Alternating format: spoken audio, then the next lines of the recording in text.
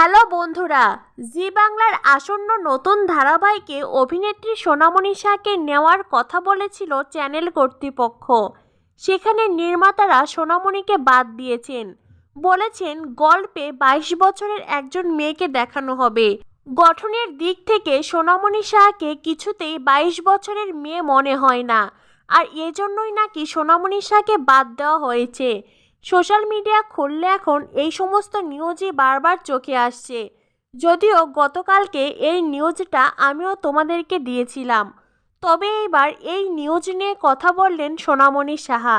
একেবারে গণমাধ্যমকে ধুয়ে দিয়েছেন অভিনেত্রী।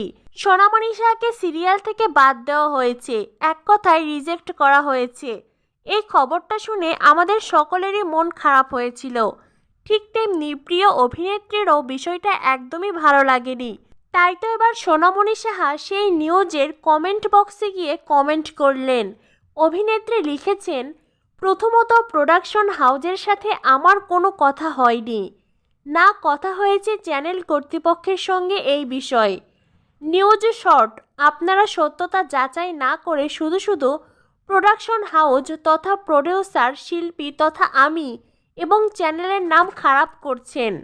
কেন জানতে পারি? যদি একটু পরিষ্কার করে বলেন, কারণ ভুল খবর মানুষ আর বরদাস্ত করবে না।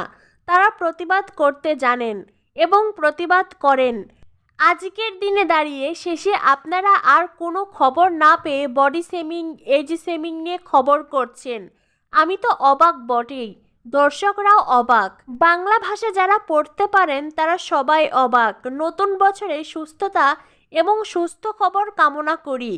প্রিয় অভিনেত্রীর এমন প্রতিবাদী কমেন্ট দেখে খুশি হয়েছেন তাদের ভক্তরা।